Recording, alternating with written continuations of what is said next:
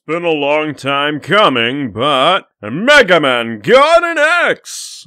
Wait, he had a relationship to begin with? Legit though, after so many years, it's time I give the Megaman X series a proper review under the TMP banner. Last time I covered this series was 2013, almost 2 decades ago. Or in other realities, a decade ago, back when I had brown hair and was dealing with college and poorly written storylines. Nowadays, I'd like to say I've improved since those days, but results may vary on that one. Regardless, I only covered the first 6 games and never touched X7 or 8 because the collection I was reviewing these games on at the time only had the first 6 installments. Since that video came out though, we have a more definitive collection of the X series that has all 8 games, but split into 2 parts and has command mission missing. Progress? Regardless, I'll be reviewing all 8 games this time, and then, depending on feedback/interest, I'll look at command mission as a bonus video. But before we even consider a bonus video, let's dig into the games that precede it. So without any further ado, let's dive into Megaman X1 on the SNES.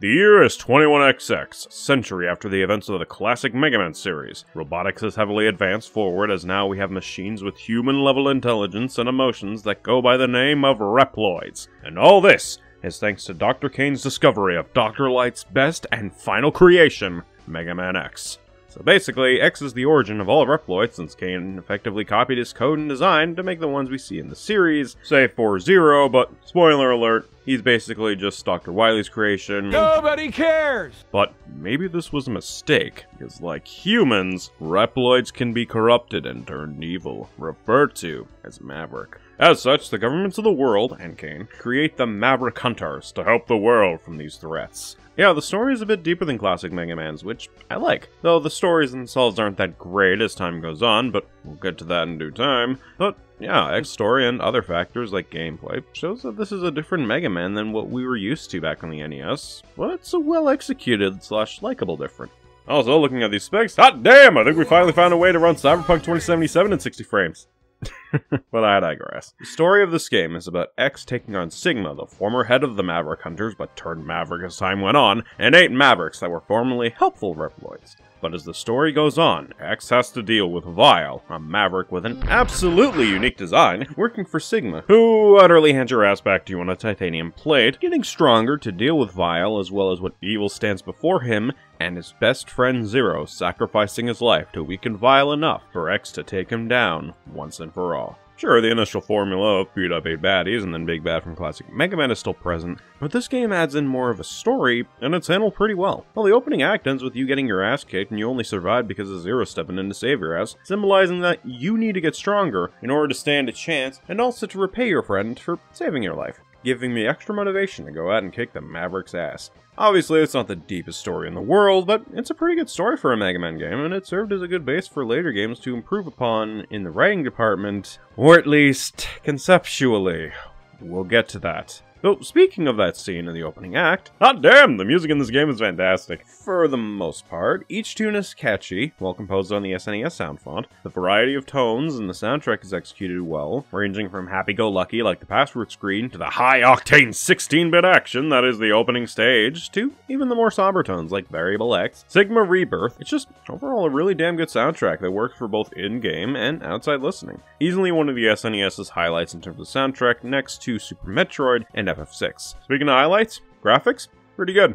What about the gameplay though? Well, you know how I said X did a good job showing how different he was from his classic incarnation in terms of tone and story? Well, it also does a good job showing how different he is from a gameplay perspective in fucking spades. Yes, you can jump and shoot like before, as well as charge your Mega Buster, now known as the X-Buster, but now you can jump off walls and collect armor pieces that can further enhance your gameplay, such as charging up acquired Maverick weapons to a second or even third stage, dashing, increased defense, and destroying certain blocks with your head. The latter isn't that good, but you get the idea. I also really like that if you take on certain Mavericks first, the actions of doing so reflect the later Maverick stages, such as removing the electricity in Spark Mandrel stage if you deal with Storm Eagle first. It honestly feels like you're making a bigger impact in this world than in other Mega Man games, and that's a concept I like to see in these kind of games. Hopefully, though, there were no innocent Reploids in that factory where Storm Eagle's ship crashed into it, otherwise... oops. Hope this factory gives really good health insurance. Speaking of health, you can also collect hard tanks to expand your health on top of E-tanks, now called sub-tanks, to refill your health. And you're gonna need these hard tanks because your starting health is pitiful. Legit, it's smaller than the chance of me being funny. Of course, that's not the only thing you can collect in this game. This game also has the Hadouken technique as an Easter egg that almost one-shots everything if you have the patience to memorize the buttons, and or the speed to do it before you get hit, neither of which I have nowadays, so I just ignore it and save my life for something else. Like getting my ass kicked repeatedly in the Sigma Castle stages, which is honestly the biggest blemish I have with this game. I know I sound like a weenie for saying this, but fuck it. The Sigma Castle in this game is bullshit hard, and it's all thanks to two things. These big-ass bottomless pits, and the enemies spawning in the easiest areas for you to get hit in, which, even for a Mega Man game, is downright ridiculous, since in these moments it relies not on your skill, but on if whether or not RNGesus is kind to you that day. Thankfully, you don't have to clear the stages immediately back to back, and you can get more energy for your sub-tanks after completing one of the castle stages. However, the frustration is still present here, and that sucks, because the game before this was nowhere near as bullshit in terms of difficulty, so this just feels not only weird, but out of place. The worst offender of the respawning is in this section after beating Vile. Eventually, I just said fuck it and used Sting Chameleon's invincibility power-up to clear through this section, because I was so fed up with this shit! But it's ultimately what I described earlier. A blemish. It's not a massively noticeable problem, and it doesn't ruin things for me, it's just there. And if that's the worst this game has going for it for me, that tells how great this game is. When even something like what I just talked about as the weakest portion of the game is just a blemish. Overall, Mega Man X1 is a lot of fun and a big step forward for the Mega Man series with its fun gameplay, great graphics, killer soundtrack, all combined to make one of the Super Nintendo's greatest games out there. So naturally, with such a high point reach thanks to this game, a sequel was planned. So, you know how Mega Man 2 took the original Mega Man and made it better in every way? X2 does absolutely none of that! After such a big leap forward Mega Man X took for not only the Mega Man series, but also for action games as a whole, X2 doesn't really do a good job further improving upon the formula, and instead, it feels like it mostly coasts off the success the first game got. The game doesn't really do much to enhance the graphical aspects or other gameplay aspects that X1 brought to the table, as the game at points will look either about the same as X1, or in some aspects, worse. Like the color palette and effects of Wire Sponge and Wheelgator stage. Even parts of the X-Hunter/Sigma Castle stages look dried out and bland color-wise, so graphically, the game either looks the same as X1 with little enhancements/improvements, or it looks worse than the original at points, basically making it feel inconsistent, which is a shame. However, even in terms of the designs, some of the new characters don't look that great either. Color theory is all over the place for some of them, anatomy can be wonky at points, and some of them come across as if parts were slapped together instead of being a natural part of their body, like Violin and Agile's design. Even Neo Sigma looks like someone slapped a bunch of shit on the old design, fucked with the colors a bit, and called it a day. That's my job, X2, not yours! Also, speaking of the villains, can I just say that I don't like any of these fuckers? None of them are memorable, intimidating, or have much depth. Sure, the latter was a partial issue with Sigma in the last game, but I let it slide partially because it was their first attempt in this new series, and even then, Sigma still had a bit of depth to him in that game. But this is a sequel to that, and I expected this partial issue to be fixed, and it hasn't. Not even close. And if anything, it's worsened by introducing 3 more villains called the X-Hunters, and giving them not only flat personalities, a badly executed mechanic which I'll get to later, and a dumbass plan of reactivating Zero who recovered from turning into dust because fuck it! And with them getting a major focus in the story, yet at the same time not doing much with them as characters/villains, that just leaves Sigma/Neo Sigma to come off as a flat, last-minute addition. And spoiler alert, that issue becomes very, very consistent as the games go on. I thought X was meant to be an evolution of classic Mega Man Capcom. Why are you bringing back some of the worst aspects here? But I digress. What about the story? Is it that much better outside of the plan I just bitched about? No. Basically, 6 months after X1, X is hunting down the rest of Sigma's followers when he is then contacted by the aforementioned X Hunters and is told that they have Zero's parts. So now X must kill Mavericks and also retrieve the parts before Zero is reactivated. Of course, you can get the 3 parts after they tell X about it before beating all 8 Mavericks, but if you do that, then you have to kill the remaining 3 Mavericks to give Dr. K more time, which roughly translates to, fuck it, here's some padding for the castle because tradition. The day is then saved, and X and Zero go back to base to find the fuck that I don't have for this story. Oh, right. Regardless of if you get the parts or not, Zero comes back to life and rejoins your side. Only difference is if you want to fight Zero or not in the last stage. Basically, deciding to save Zero's parts or not means nothing from a story perspective. Fuck off! Yeah, when this fight is over, Zero, I'm chucking your ass back in the ocean where you can sleep with something who has more depth than that chick you get shipped with in X4. So regardless of whether or not you collect parts, it wasn't fun either way at best, and at worst, it was a source of frustration. That says a lot when the boss fights against set unders are more annoying than adware. Those fights are either too RNG based, like Violence fight where you have to hope the ball doesn't hit you, patience draining like Surgis's fight, or is unfairly cheap if you don't have the weakness weapon like an Agile's fight. And that's not even getting into the rematches in the castle. Oh god, the rematches are somehow worse. Violence is basically the same as before. Are you fucking kidding me? Surgis's first part is incredibly repetitive, and his second part is insultingly easy, and Agile's is a fucking joke with his fucking weakness weapon, since you can pretty much stand still for most of the fight, with the occasional dash out of the way, to the point where you have to go so far out of your way to make the fight a little bit challenging, it's not even worth it in the end. So either the fight can be a fucking joke, or not even worth the effort of trying to make it a challenge for you, or even fun. It's a no-win scenario for me here, and that fucking sucks. Let's get into another issue with the gameplay. The armor parts and upgrades fucking suck. Sure, it's nice to see them make X's dash from the first game a permanent addition to his arsenal, but his health is somehow brought back down to what it was in X1, a trend that unfortunately continues in later games. But back to the dash. So, what does he get for a boost upgrade in this game? The ability to dash left or right in the air. Wow, what an innovative step in the right direction. Oh, and the Buster upgrade is basically the same as X1, only now, you could do 2 charge shots with your X-Buster. Woo! The chest upgrade gives you a tiny defense boost and a screen nuke after taking up enough damage, a move that I used like 2 times because of how time-consuming it is to fill up. Okay, so most of these upgrades are kind of shit. But what about the head upgrade? Well, it'll let you find 1-ups and health pickups easier with a cursor at the cost of energy. So basically, something you may discover by accident on your playthrough of the game. Yeah, you can tell from my footage how absolutely essential this part was to me during my playthrough. I'd say I was massively let down by these upgrades, but I've been in the Earth's core after I finished talking about the legs upgrades, so I can't be let down further even if I tried. Also, thank God these clothes like my skin are immune to heat now. You have no idea how many shirts I lost over the years from me getting heated up like this. Oh, and speaking of heat, let's get into the music. Boom! Thank you, Corey! Like I said in X1, the music in most Capcom games is fantastic, catchy, it basically spits heat. But in X2, the music spits heat, but the heat is that of a dying flame. It has little to no energy for the most part. A lot of the song's variety and tone and or instruments aren't as good. And at some points, like the password screen music, it's worse than an X1 soundtrack, as instead of the password screen sounding happy-go-lucky and catchy, it instead sounds as if it's laughing at me for dying. I already do that to myself enough, game. I don't need you for that shit.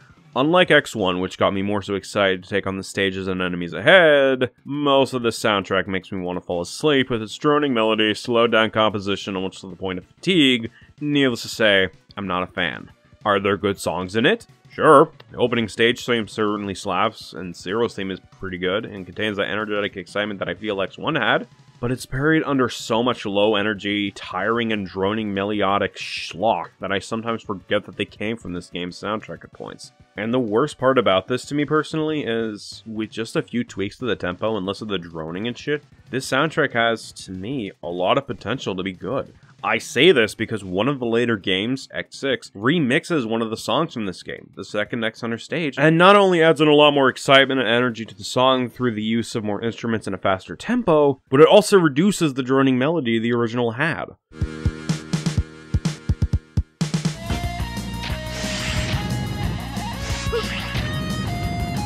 It was not like I think these songs were dead on arrival or unsalvageable. It's just that I don't feel they were executed well in this game, and that is a massive shame considering how not only Capcom tends to make really good music in their games, but also how much X1 soundtrack slapped.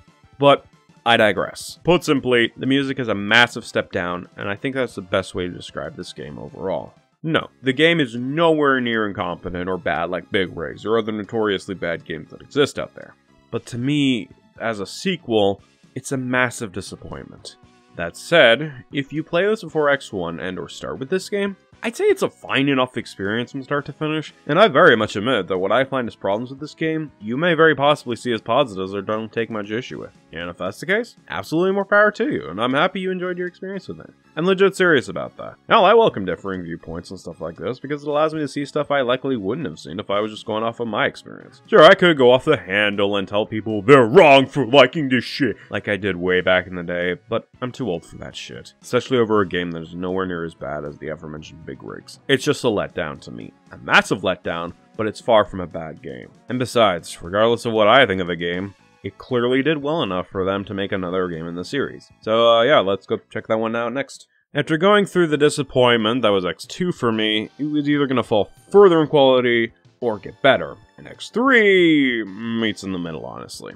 Maybe it's because this game was mostly handled by Minakuchi Engineering, the devs of the Megaman Game Boy games, and not fully by Capcom this time. But this game doesn't really leave me with a lot to discuss, neither positively or negatively. By the time I was finished with it, I was like, well, that was certainly a Mega Man game. Story doesn't help that feeling either, unfortunately. Basically, a doctor named Doppler comes in with a way to cure the Mavericks, but because we need bosses, they go back to being Mavericks not too long after and attack the Maverick Hunters, leading to us taking down 8 more Mavericks yet again, as well as Doppler and a returning Sigma, who, like X2, only shows up at the end and, yet again, barely has any character to him. Even Doppler, the main villain, suffers from this. The only notable trait of him outside of creating the cure for the Mavericks is that he created an antivirus software to stop Sigma, but much like the cure itself, it doesn't mean shit because he comes back in the next game anyways. God, a doctor's degree has more depth than this fucking character. And this lack of depth issue applies to the rest of the cast. X, Zero, fucking Sigma, and don't even get me started on the graphene levels of depth that Doppler's Nightmare Police get. God, I know I gave the X-Hunter shit next to for not having much character, but this game somehow managed to make worse characters. Bit and Bite barely have any lines or personality, and even the returning Vile comes across as flatter than Graphene. Just disappointing because there was so much potential story-wise for this guy, especially after one went down in the first X game. Oh, and on that note, the mechanic of hunting down 3 bosses on top of the Mavericks that X2 brought forth, it's back, but aren't as mandatory as the last game, thankfully. All it really changes is that if you beat them with their weakness weapon, they don't return to the Sigma Castle stages as bosses. And that's it. Oh no! I can't get a rematch with characters that are less interesting than the enemies you fight in stages? Whatever will I do? Speaking of, this game loves to throw a whole bunch of enemies at you sometimes. It's very annoying and cheap. It wasn't fun when X1 Sigma Castle stages did it, and it's not fun here either. But I digress. Are the weapons and upgrades any better than X2?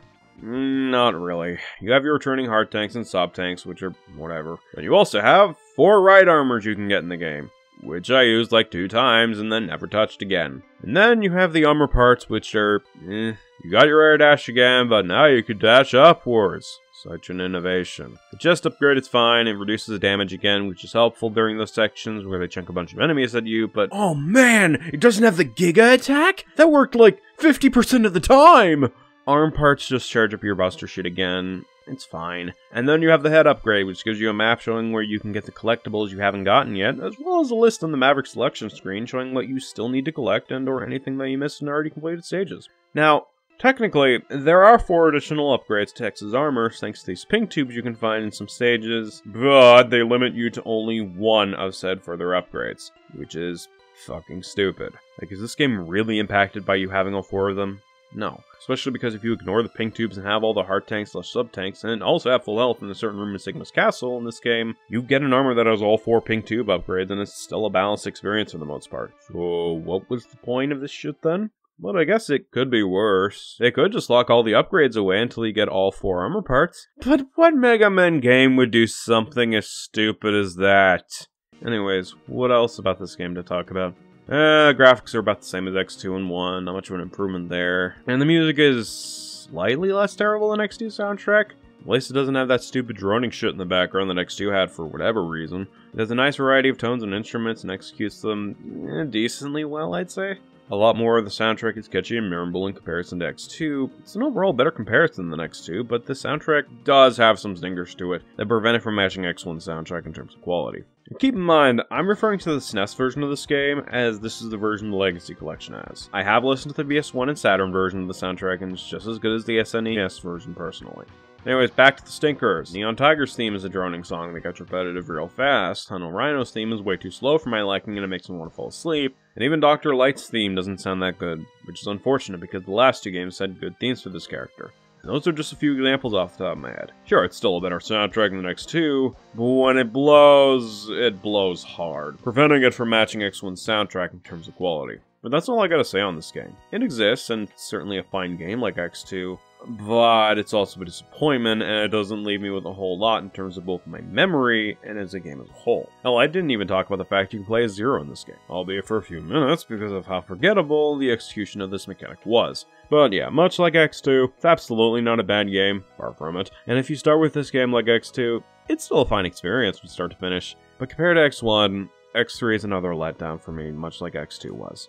And with that, that takes care of the SNES trilogy. But we're not done with the X games yet, because now we're moving into the PlayStation trilogy. So with better graphics, audio, and controls on the horizon for the X Blue Bomber, will the X games fit in well with the PlayStation 1, or will it crash and burn? Let's find out with Megaman X4.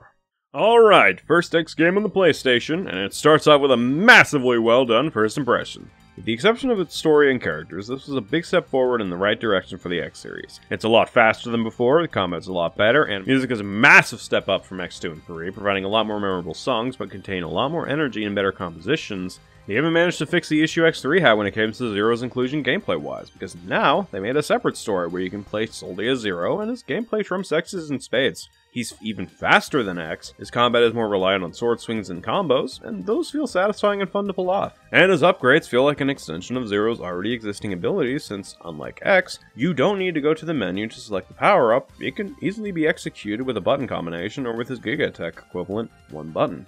As for X's gameplay, it's also fast and fluent, and even his armor upgrades got better to an extent. Sure, you can got the chest upgrade, which lessens damage and gives you the Giga Attack like before, but the boots upgrade gives you not only a mid-air dash, but also the ability to hover, which is a pretty cool addition, and isn't just a dash but in one direction. A pity though that the boots don't get much better from here, at least in terms of the trilogy, but we'll get to that. The helmet upgrade finally becomes useful again, as this one allows you to use special weapons without losing energy as long as it's not charged, which is pretty great, because now I don't have to worry about farming for energy, which got pretty annoying in the other games at points. And the Buster upgrade does the same as the other games, which I should complain about, but the ability to use charged weapons of a defeated Maverick's power is still pretty good, so it gets a slight pass for me, but not by much. Speaking of cons though, let's get into what I feel X4 does wrong, which is the story and characters. So yet again, we have a story of X and Zero fighting 8 Mavericks headed by some figure. In this case, the Reploid army, and yet again they are but a pawn for the bigger bad Sigma, who only shows up at the end of the game and is barely given much of a character in comparison to everyone else, gets beaten,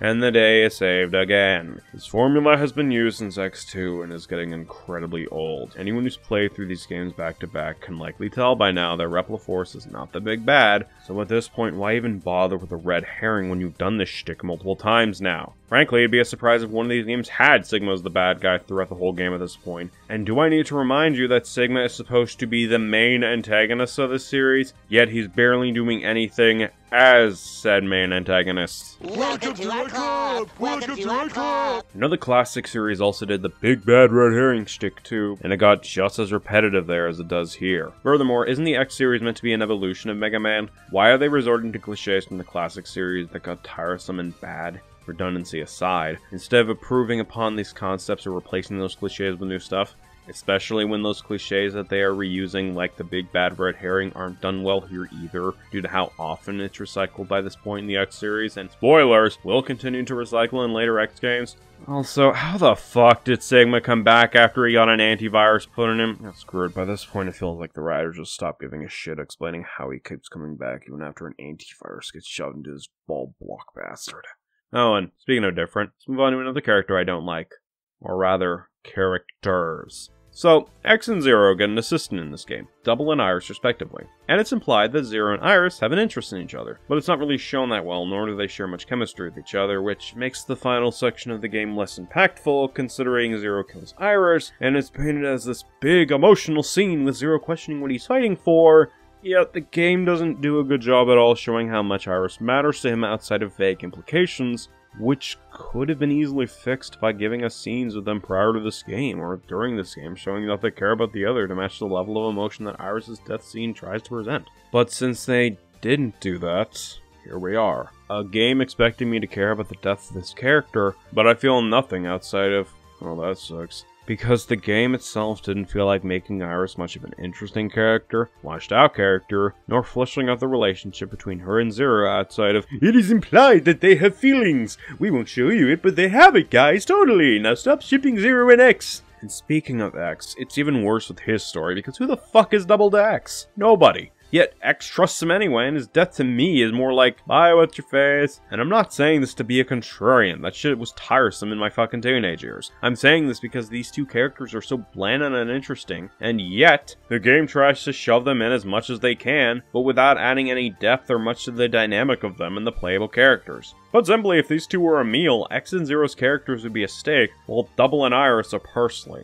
And it's such a letdown it had to be this way, because X1 came across to me as they were going to put more effort into the story and characters in comparison to the classic series. However, since that point, the story has either been rehashing the same concept as prior installment, had the story go as deep as a kiddie pool, or was about as interesting as a TV dinner, and by this point, especially on our new console, I expected that this problem would be fixed, and it hasn't. Which sucks because the gameplay is so much fun and a massive step forward for the franchise. But the bad story and bland characters drag it down a bit for me, and that's X4's biggest blemish against it, unfortunately. X4 is a great game, and easily one of the better games in the series thus far, just behind X1. But the story and characters of this game drag it down from surpassing X1 for me, which is a fucking shame. It was this close to overtaking it. This close. But it is what it is, and I very much admit that I may be in the minority when it comes to what I think of the story and characters. Does that make those people who disagree stupid or wrong to me? Fuck no. And more power to you for enjoying it, in all honesty. Like I said, I enjoy hearing opposite or opposing viewpoints on this kind of stuff, because it helps me see things that I may have missed. Hell, even despite my personal issues with the story and characters, the game is still really fucking good, and I highly recommend it if you want to get into the X series. But speaking of the X series, we're now halfway through minus Command Mission. And the next game in the lineup was considered to be the finale initially. So, did X5 manage to leave the series with a good finale? Well, considering we have 3 other games after it, probably not. But let's dive in anyways. You know, it's kind of funny. When I first played this game on the channel, I had such a raging hate boner for this game. Yet another reason why you shouldn't take what Past Me said seriously about games. Ever. Because truth be told, this game is fine. Not amazing or as great as X4 for reasons I'll get to shortly, and the graphics could have been improved upon further after X4 brought such a graphical change to the table, but whatever. But it's a decent time, like with X2 or 3. However, like X2, it's also a big letdown considering what came before it. I'll grant you not as disappointing as X2 was to X1, since this game has a really damn good soundtrack and the story is slightly better than X4's. However, it's still a disappointment. Just not as big as X2 was for me. Anyways, story. So, like the last few games, a big group is doing bad shit with Sigma as the real big wait, what? Sigma's actually the big bad this time and no red herring shit? Oh, thank God! So that means he's gonna show up more in the story and do shit, right? So fucking close. Yeah, Sigma shows them in the beginning to get beat up by X and or Zero and spread his virus around the world, creating Mavericks, but then after that, he fucks off until the final section of the game again. So what do X and Zero have to contend with outside of the 8 Mavericks? Well, the colony is going to crash into the planet in 16 hours, and X/Zero need to go deal with the Mavericks to get the parts needed for 2 plans to stop the colony. Now this, I actually like. It gives out a reason to go deal with the Mavericks outside of LOL tradition, and the threat of a world-ending event in the form of a colony heading towards the planet and the Sigma virus infecting the world and almost all Reploids adds a good level of tension that I feel is executed pretty well. So, what's the problem? Well, outside of Sigma only showing up once prior to the final section, outside of its virus heads and stages, which are more annoying than threatening, the story's pace is a bit odd at a couple points. Halfway through getting the items to the first plan, Dynamo, the guy who sent the colony hurling towards Earth, shows up to duel X and Zero and that's it. He barely adds much to the story outside of being the reason the colony's headed towards the planet, and after you fight him, he just fucks off without much of a word/impact on the story outside of, wasting time. And this happens twice. Great. Speaking of wasted potential, X and Zero's fight. So starting in X2's ending, the games have been implying that the two would eventually clash, and it comes to a head in this game. So what leads to these two fighting? Whichever character you choose thinks the other character is infected / is becoming a maverick. Are you fucking kidding me? The character's thinking the other is sus, and then the two fight? Fuck off! That is such a stupid reason for them to fight, and it doesn't at all feel like a natural conclusion for either of them personally. Even the bad ending where Zero turns Maverick doesn't feel natural because the way that scenario comes out involves the character awakening their original programming and basically erasing Zero's character in the process. Now he's just some random fucking Zero's body that you gotta beat up. Which is a big shame because the build up to the fight prior to X5 was good. It's just that the reason they fight and the execution of it fucking sucks. Although, despite my issues with it, the music of this disappointing duel fucking slaps really goddamn hard. It is such a goddamn good song. But speaking of execution sucking, Alia.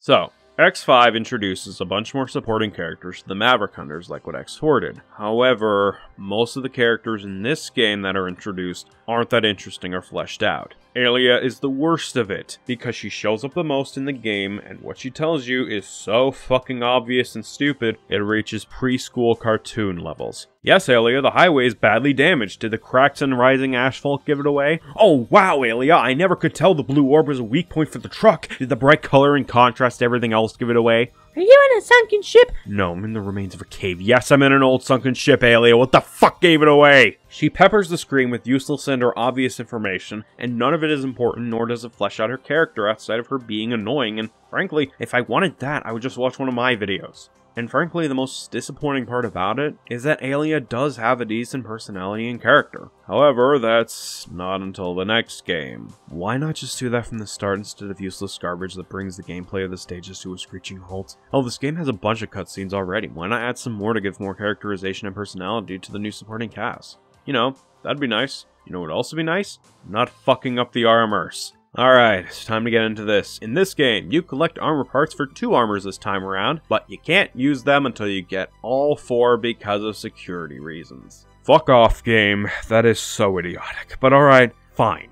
I don't mind waiting if the bonuses / armors are worth it. The punchline is that they are nowhere near that. The Falcon armor basically gives you more ability to get the collectibles, but the buster damage is pitiful, and the Gaia armor flat out fucking sucks. You can't use special weapons with it, only a terrible Giga attack, yet again. Can't air dash, but you know what? Hey, it can allow you to stand on spikes without dying and sticking to walls. Yeah, that makes up for sucking at everything else it does right. So, you basically have to collect all 4 parts where you can even use them effectively, or at all, and after all that shit, including having to backtrack to get one of the fucking parts multiple times, and having to do the stupidest fucking puzzle in the series thus far to get another part, you get rewarded with 2 armors that are absolute shit, but in different ways. Fuck me. And the individual parts suck too. Hell, the Gaia head part gives you literally nothing if this wiki is to be believed. Fucking waste. Hey, yeah, needless to say, there's a reason I played through this game more so as Zero this time, because he doesn't have to deal with this armor BS, and his gameplay is just as fast and fluent as before. Oh, right. In this game you can play any stage as X or Zero without the need of having to play through the game twice and having minor differences between the 2 stories, so that's neat. Another neat thing about this game is that you can rescue Reploids yet to be infected, and if you get it in time, you get parts you can add to your character, which can either buff your jumping, buster a saber, and even deal with those Sigma virus things more efficiently. You can also earn some parts by selecting between weapons and life or weapons and energy after beating the boss, but the game doesn't really specify what part you can get with either option unless you are looking up a guide. Fun. But you know what? I like this mechanic still, as it does add a bit more customization and power to the character, which enhances the replay value a bit as I try to go through the game with different parts and see how much easier it gets thanks to said parts equipped. But yeah, that's probably a good note to end on for this. Overall, X5 is a fine game. It's not much of an improvement when compared to X4, and it's still a letdown. And the game does have decently big and noticeable blemishes that bring it down from being amazing, but it's still a fine enough game regardless of if you're an X fan or someone who's never played a Megaman X game before. Not bad, not amazing, just fine / okay, which seems to be the MO at this rate for this series. But with Zero and Sigma dead, totally, How will X6 continue the story? Very, very poorly. Oh, wait. We're talking X6. Let me make this translation more fitting. However, since the mustard is squeezed from scratch, how can the X6 be connected? Very, very well. As tempting as it is for me to scream and shout about how terrible this game is, it's not worth it. This game absolutely pisses me off and is the worst of the X series by far, way worse than X2 and the like, but getting angry at it would require more effort than what was put into this game. Hyperbolic and an unfair thing to say? Well, so was making the game against the wishes of the series creator. Didn't stop him from doing it anyways. Plus, this game treats its fans like utter garbage on a gameplay, level design, story, and even script level thanks to the abysmal translation this game received in English as well as numerous other factors. I know this game was released only 10 months after X5 in the West, but was there such a demand for X6 that it couldn't have taken a few extra weeks or months to make sure the translation was handled better? You know, this feels like something I would do, not a company putting this out for consumers to buy. And yes, I'm starting with something admittedly petty, but we're only starting up the mountain of terrible that is this game. Oh, and speaking of opening, this game decides to combine both the endings of X5 and have the colony do massive damage to the planet itself, but not have X's memories wiped at the end, nor Zero awakening his true self. Also, the game takes place weeks after X5's ending. Literally why? Why have this jumbled mess that is a premise instead of just operating off the good ending and have the new villain Gate operate on Zero's part that he finds for those 3 years? And it's such a simple fix too. Oh, wait a minute. Then it wouldn't explain why X sucks ass at swinging Zero's saber in that case. Never mind, clearly fumbling the premise was a better idea. The rest of the story isn't much better, unfortunately. Gate finds a piece of Zero, becomes corrupted because creates another virus called the Nightmare Virus, and now it's up to X to stop Gate and said virus before it fucks up the planet further than it already has. Oh, and Sigma is back by the end. Again. God, what a waste of time. It's just such a goddamn shame because I was still hoping that by this point they would have fixed the problems with the story and characters and improved upon it after X1 managed to leave a good mark. But no, the story is poorly written and handled and is easily worse than the latter portions of the SNES trilogy. Gate turning evil is done off screen, the pacing is all over the goddamn place, several elements like Zero coming back to life make little to no sense in the context of the reasons how they did it. Oh yes, Zero, you hid yourself while you repaired yourself. With a hole in your chest and only one arm. Get the fuck out of here with that shit. Also, the reason for the Nightmare Virus's creation is flat out idiotic. Basically to create a utopia under Gates' rule, which he could have done without the need of a virus turning everyone crazy and evil. Also great, just what everyone needed.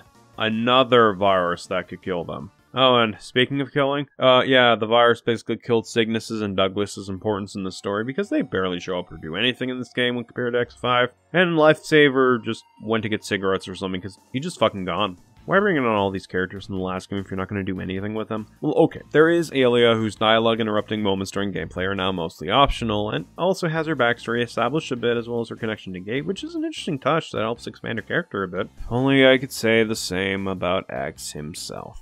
Whew boy, this game made me hit a fucking breaking point with this character gameplay-wise. So X got Zero's saber in this game, and he sucks ass at using it. It's nowhere near as strong as when Zero used it, it's slower, and by the time you kill an enemy with it, you will have taken multiple hits. And yet, at numerous points, as X, it's required in order to advance in the stage.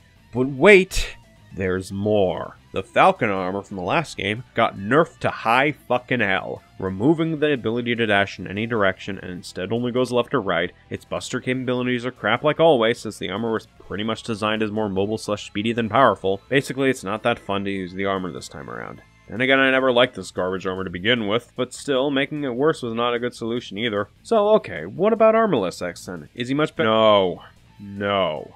In fact, some aspects of the stages are flat out impossible as armorless X because of the gaps between walls or platforms being too wide for X to access on his own. Not to mention, armorless X has weaker defenses and the still slow saber combat, so that option is basically the insanity choice. But wait, there's more again. There are technically 2 other armors you get in this game, Blade and Shadow armors. Sure, they still have the security BS in the last game, but maybe they're better than X5's.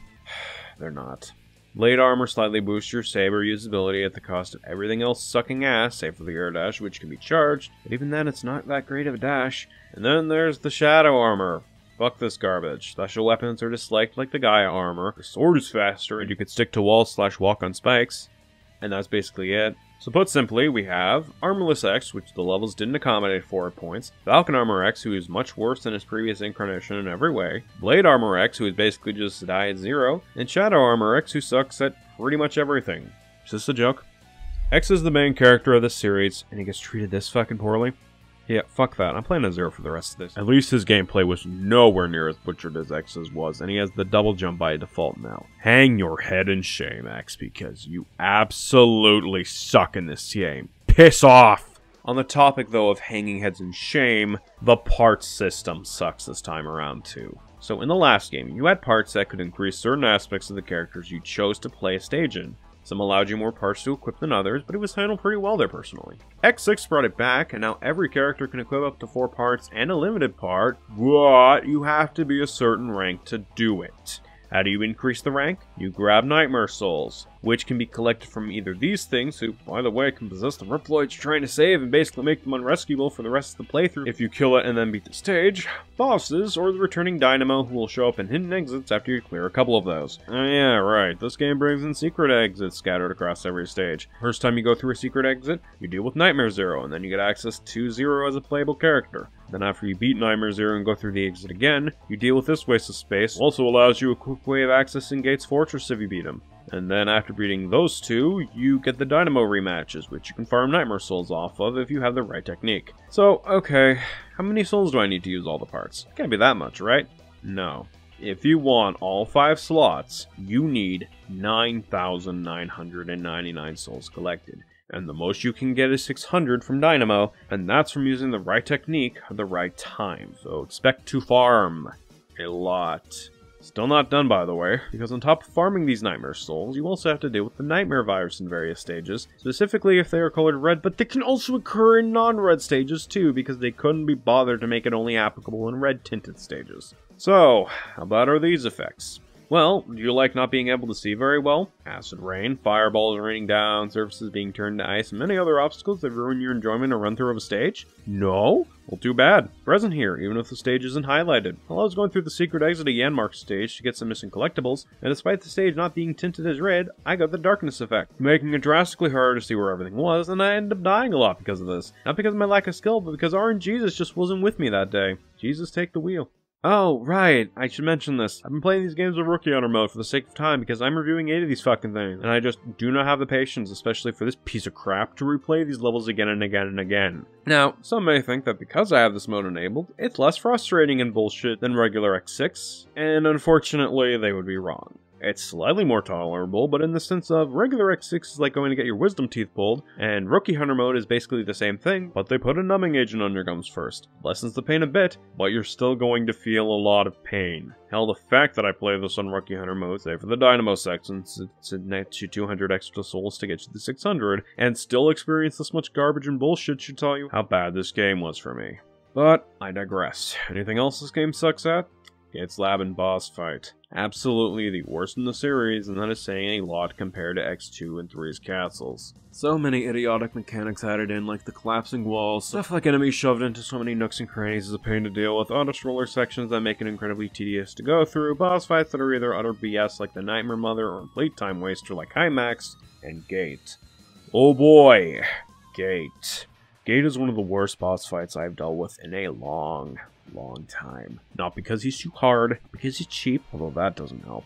Not because he has a lot of health, but because his one method, and only method mind you, of damaging him, is dispersing the orbs he throws out at you.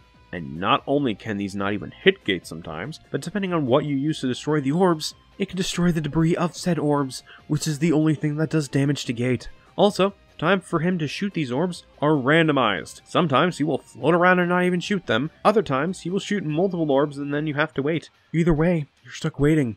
And halfway through the fight, he starts removing platforms, which takes up even more time because now he can sometimes spam this instead of shooting the orbs. I get it, Gate. You like JoJo Part 4. Now can we actually have a fight instead of wasting my time? Oi, Josuke! I found my stand!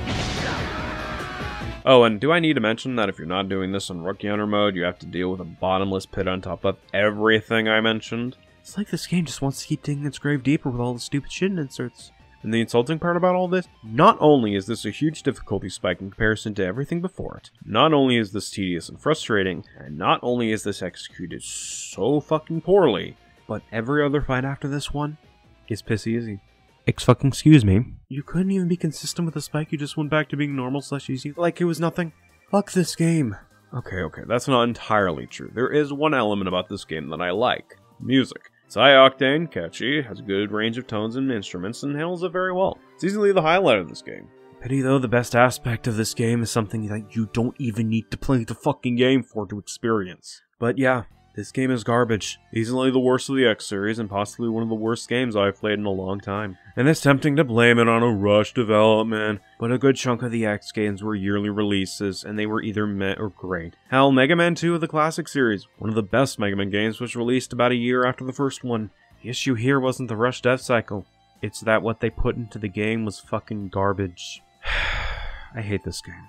And speaking of garbage, a lot of people define X7 as the worst in the series. After playing this shit, they better be fucking right, or else I'm gonna have some words.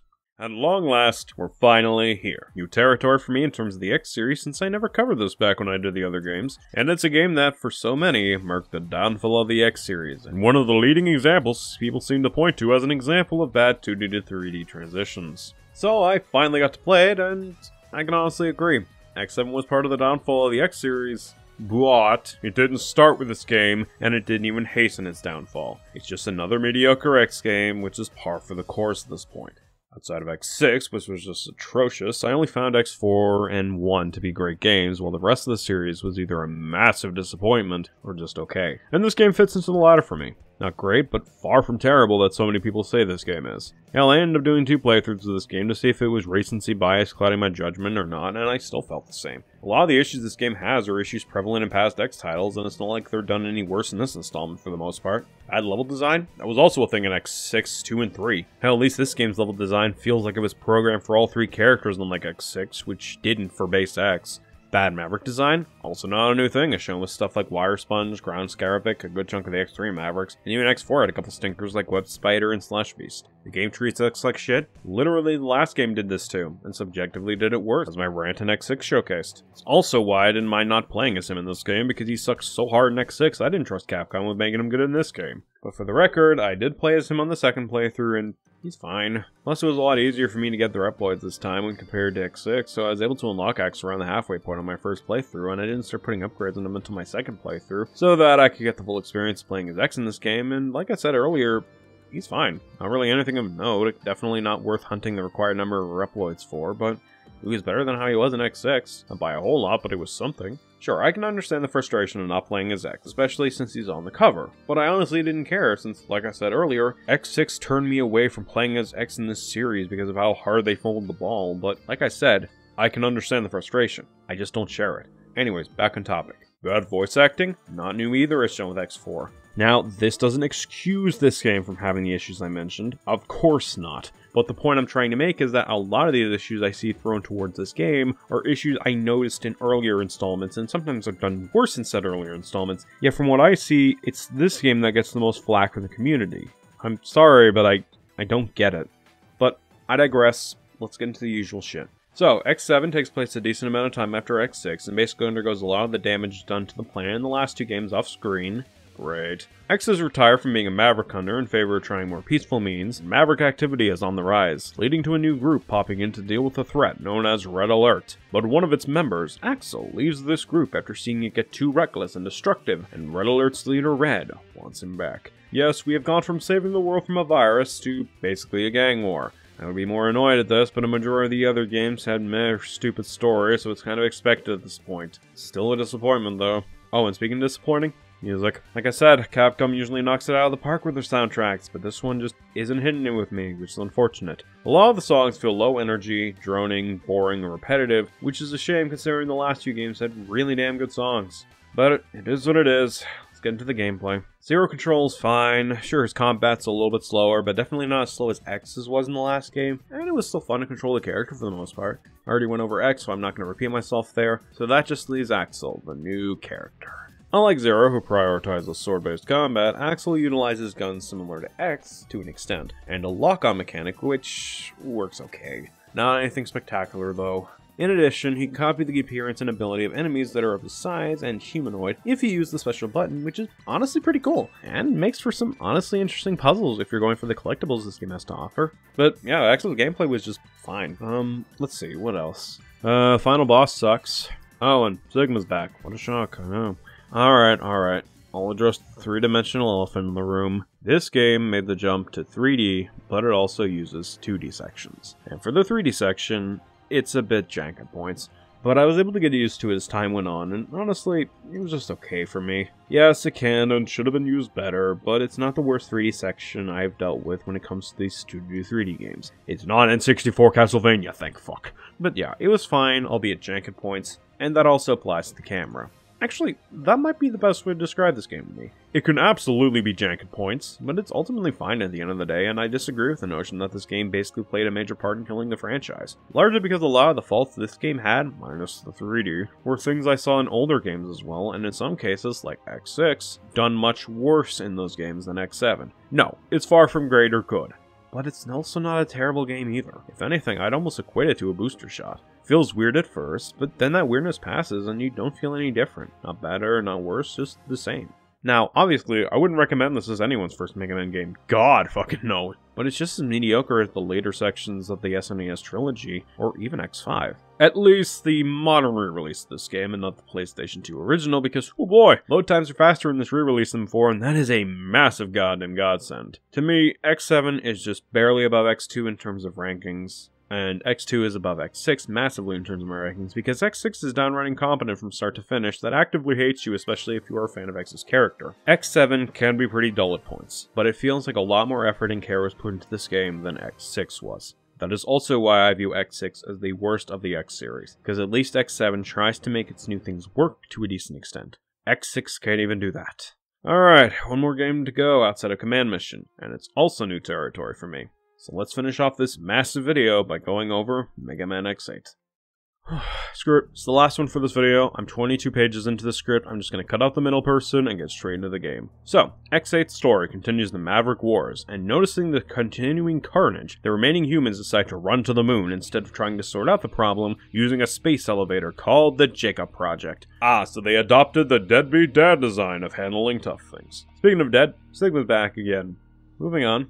Also, Viola's back, and is just as poorly handled as X3. Wasted potential, my favorite. Also, Sigma wants to wipe out the old Reploids and replace it with the newer models or some crap like that. It's the 8th X game, we've been here before. Beat up Jeff Bezos on his Sigma grind set, his fuckboys, and go home. Except, for once in this goddamn series, Sigma is not the ultimate big bad, as long as you don't play on easy, that is. Instead, it's Lumine. Comes out of hiding to reveal that he was the mastermind behind this game's story all along, and then you beat him up and call it a day, with a part of Lumine entering Axel's body, leaving us with a sequel hook that still hasn't been touched on even in 2032, 28 years after this game came out. Yeah, put simply, this game's story is pretty forgettable. Pacing is once again wonky, some characters come back because fuck it, the villains are flat. This doesn't at all feel like an evolution of the classic Mega Man series, and instead feels like something you'd see in said classic series, and not the X/evolved Mega Man series. And yet again, the music is just meh, not anything spectacular, not anything catchy, it just exists. Fortunately, though, the gameplay is a much-needed step in the right direction, which easily turns this from a meh game to a pretty good game overall. It's a lot faster than X7. Axel and Zero's gameplay has been improved since X7, making their forward combat and gun/copy combat easier to execute and more fun, and X is available from the start, for the 3 people who liked playing as X. The level design is also pretty good, and has a lot of fun mechanics, like Man-O-War's section feeling straight out of a rail shooter, or Primrose's gravity manipulation sections, or even Optic Sunflower stages, where you get many challenges to take on, and the faster you do them, the higher the reward you get. In addition, you also get 2 more navigators who can help you with boss strategies and locating hidden entrances, as well as the ability to turn off navigation altogether. The abilities are pretty good in this game, and even the chip system has been partially enhanced and also ruined at the same time. And for the record, I didn't really mention the chip system in X7 just because it was just meh. Not really anything spectacular, not really anything noteworthy. So, in each stage here, you can collect rare metals, which can be turned into chips you can equip for each character. Now, thankfully, there is no limit to how many chips you can equip, and you do get nice increases like stronger attacks, sub-tank refills, and reducing knockback, but in order to use those chips, you need enough metal, and this is where the chip system gets ruined a bit. The grinding in this game for metal can get tedious, much like X6. Now, there are ways to make it easier on yourself, like using a turbo button in Metal Valley, the intermission stages, which you can get by dying a lot in certain stages, or if you have the metal generator part equipped, putting a rubber band on the left direction in Noah's Park, while you do literally anything else away from the game. But the grind is still there regardless, and it can be fucking tedious. But I digress. A fun gameplay mechanic I can talk about is the double attack. Once you fill up a bar next to the player icon, you can unleash a cooperative attack, which does a good number on bosses and enemies, and if one or two of your characters dies before you use it, it revives them, albeit with not much health left. So yeah, good shit. Also, X's armor upgrades don't completely suck ass in this. Hooray! This time around, you get 2 armors, but unlike X5 and 6, both armors can not only be mixed and matched with each other, which is something X5 and 6 should have done, frankly, but each part ability is pretty good for the most part.